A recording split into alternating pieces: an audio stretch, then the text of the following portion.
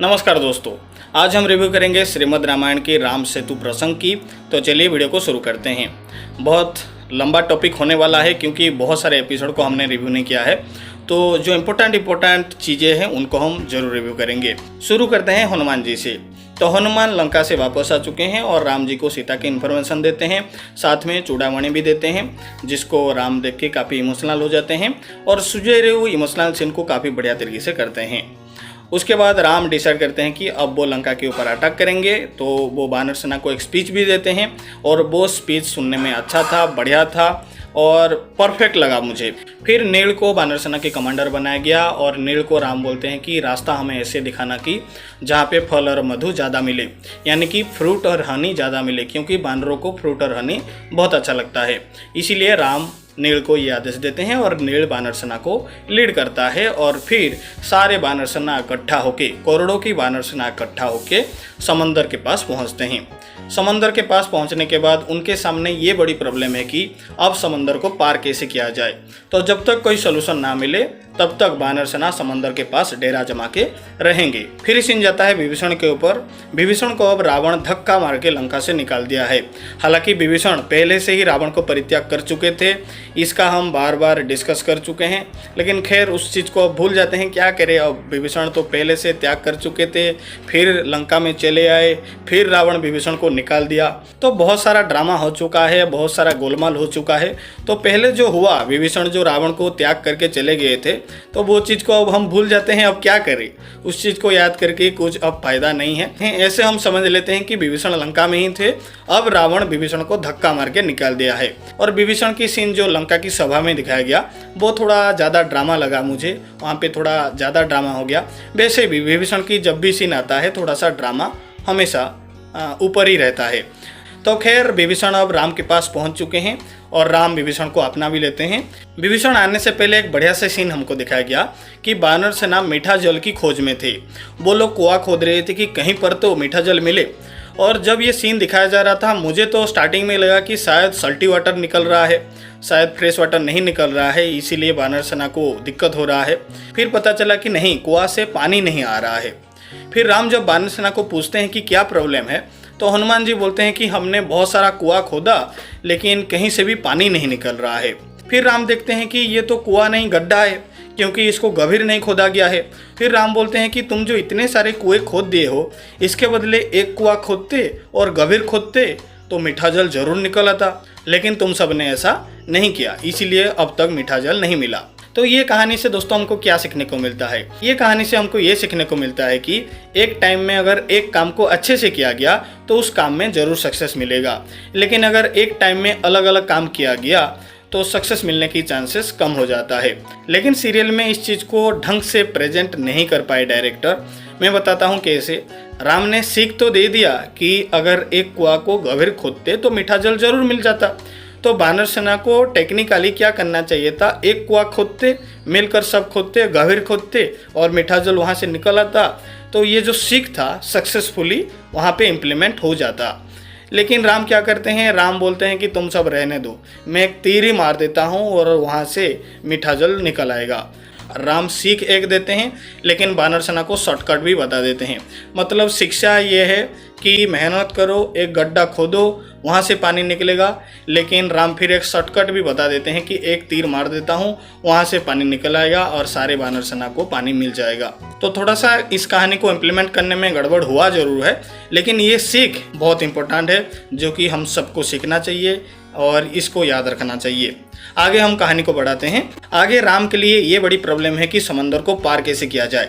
फिर राम डिसाइड करते हैं कि वो वरुण देव की पूजा करेंगे, वो वरुण देव को प्रार्थना करेंगे। हालांकि लक्ष्मण इसके विरोध में थे, विभीषण भी विरोध में थे, लेकिन राम फिर भी डिसाइड करते हैं कि वो पूजा करेंगे, वो प्रार्थना करेंगे।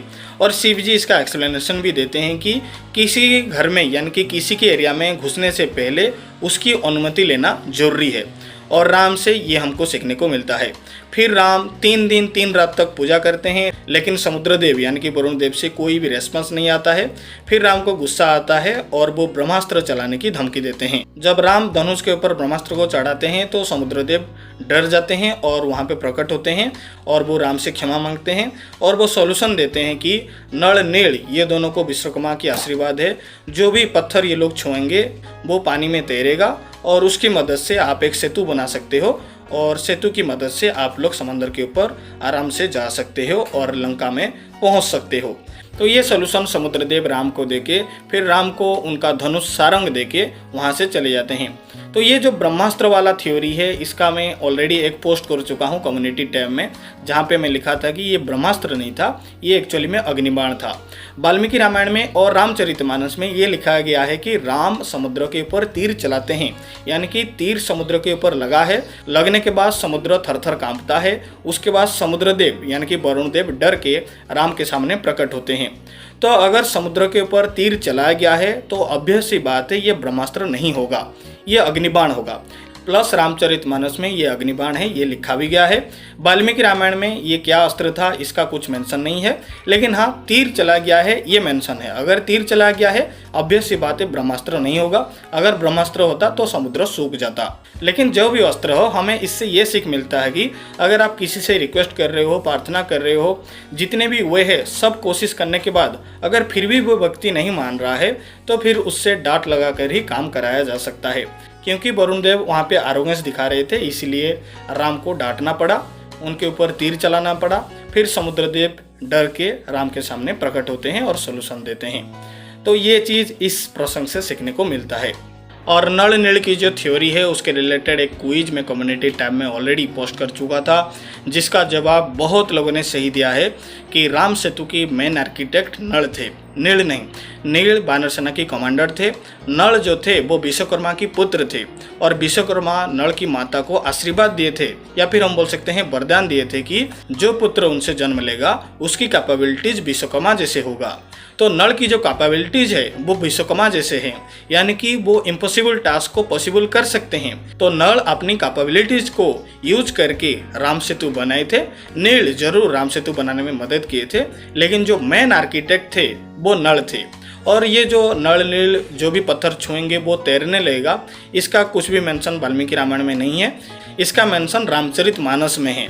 जो भी हो, लेकिन ये जो राम सेतु बना है ये नल की कैपेबिलिटीज, नल की स्ट्रैटेजिक माइंड, नल की बुद्धि की वजह से बना है।